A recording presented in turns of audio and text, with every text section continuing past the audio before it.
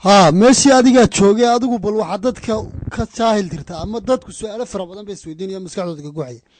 doontan way dhacday doomihii kaleed garab taagnaa miyay ka yacan maxay dadku u badbaadin waayeen midda kale boontan yar ee kale badda loo diray iyadoo doon aad u yar ee lagu yidhi berriga kuma noqon kartid berrigii oo u dhow badda lagu biimeeyey ee 3 qof saarnaayeen dadkii soo diray doontan su-aasha kale dadku isweydiinayaan waa maxa sababtan dadkii oo dhan dhallinyaradii oo dhan waxay isugu tageen masar waxaana looga sheekeeyey in ay masar ka jaban tahay ama ay ka magafiyo kale aanay lahayn taasoo dad bara badan oo aan tahriibi jirinba ay soo kicisay oo ah meel cusub baa la helay oo dardarsiya sababahaas iyo waxyaabaha ku xeeran ee aad aqoon u leedahay maadaama adigu meeshii joogtid bal dadka u faahfaahi oo waxaad adigu dareemaysid iyo sida wax u dhaceen iyo sida ay doontan iyadoo la rarayo dadkii layskaga guray doonyaha inta badan waxaa la arki jiray doontoo soconaysoo dhacday ama doon masaafo jarto dhacday doontii oo iska taagan oo dadkii lagu guray oo lasoo waday oo lasoo waday oo lasoo waday oo lasoo waday oo marba 20 qof la keenayo oo buuxsantay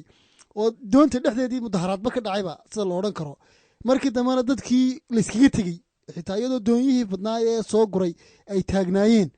tii yarayd ee badbaaday dadku saarnaayeenna lagu qasbay in ama la toogan doono hadday berriga ku noqdaan ama ay sidaa badda ku xulaan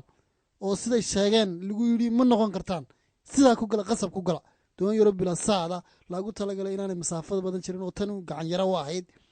bal waxaasoo dhan ka dadka kaga jaahir dadku aad iyo aad bay de waxaasoo dhan isweydiinayaan inta badan warbaahintu kamay hadlin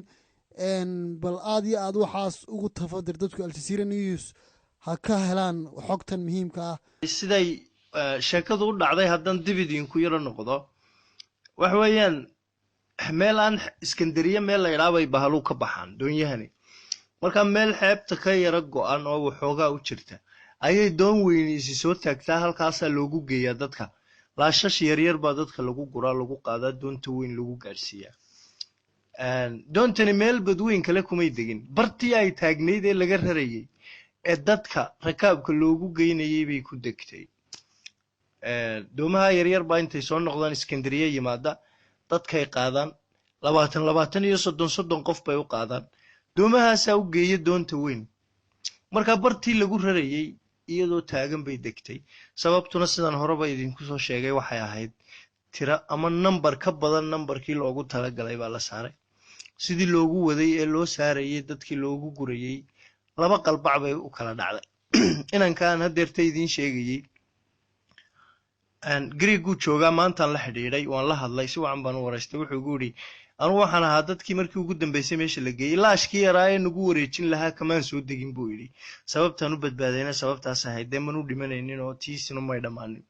marka waxa meesha ka dhacay oo dhan dushan ka daawanayay buu doontii anigoo arko oo ay laba qalbac u kala jabtay oo ay sii degaysa haddana dhalinyarada iyo dadka inta khasab laashashka lagaga soo dejiyo lagu gurayayo nimanka masaarida ah ay ku gurayeen buu kuleeyahay waa waxaan aad uga xumaaday runtii markii dambana wuxuu yiri markii ay quustay dadkii wixii xagga sare saarna khananka hoose ama dabaqyada hoose dadkii ku jiray de way ku qufulaayeen ma soo bixi kareenin sidii bay ku degeenoo iyagu dad halka ku qufulan bay ahaayeen xataa xarakaad may sameyn kareen wixii dusha sare saarna dabaqa sare way soo daateen oo iska soo tuureen markay doonidii degtay wala badbaadin karayay oo laashashkii yaryaraayo dhan baa hareerahooda taagnaa والله سيدا يقول دادك u sabaynayo laashashkii ku soo yaacay isleeyin haydin badbaadiyaan ay ka dhaqaaqeen video ay bartii kaga dhaqaajiyeen marka dhalinyaroy Soomaaliyeed waxba ma yaalaan meeshan waxa nafihiina u halaagaysaan iyo waxa meeshan yaala waxa isu cuntama iyo waxa isu dhigma iyo waxa isku la isu dhigi karo midna maaha dhalinyaradu waxay u baahan tahay waxaan in laga wacyi geliyo dadkan waa la soo waalaya maraakiib baa la raacaa baa la leeyahay waxa meesha ka baxayana waa doonyaha yaryar ee maxaan ku idhaahdaa 150 qof loogu talagalay la saarayo 500 qof marka dadkan waa la soo lugooyo numberkii Liibiya mari jirayba wax ka badan baa imika halkan soo jaba waayo dadkii waxa loogu sheekeeyay dhalinyaradii Masar baa waxa laga helay safar safe oo maraakiib baa la raacaya waxba dadkii loogu sheekeeyay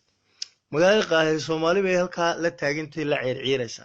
sababtuna waxa weeyaan dadka waxay ku soo beegmeen meeshii baddii oo yara xidhan bilihii qaboobaha oo ay bad xidhan jiray oo meeshii xidhantoonay cidiba ka baxaynin iyo dadkiioo si kayral caadiya ugu soo qulqulayay meeshaas kusoo beegmeen dabeetana wallaahi waad yaabaysaa iminka saaracyada xaafadaha soomaalidu degto weligeed may gaadhin baa lagu odhanayaa soomaali intaa la eego qaahara isugu timaada lama arag waxaan ka naxaa waxyaabaha markaan dib u eego kuwaas way dhinteenoo dee wixii ilaahay xaggooda ay ku lahaayeen unbuu qof waliba la kulmayaa qadar bay ahayd wax kastaabana qadar ilaahay bay ku yimaadaan waxaa jira 500 maxaa 500 kumanaan malaayiin Soomaaliyeed oo jooga qaahira oo aan wax kale u joogin doonayeen inay iyaguna berri halka galaan caawada waxa la sheegay inay qaar baxayeen xalay qaar baa baxayay habeen hore qaar baa baxayay oo musiibo dadkii Soomaaliyeed waxay noqdeen dad aan wax allaala waxay ku cibra qaadanayaan aanay jirin wala maranayaa haddana waa lagu sii daadanayaa dadkan hal la wacyi geliyo oo wax loo sheego oo in maxaan ku raahday wacyi gelin la sameeyo xaqiiqada meeshan taala loo bayaamiyo oo waxa Yurub kaga horeeya loo bayaamiyo oo mushkiladda ay galayaan iyo waxay ka horeeyaan iyo waxay wajahayaan la taabsiyo la tuso oo la wacyi geliyo waxaan dhalinyaray u badan yihiin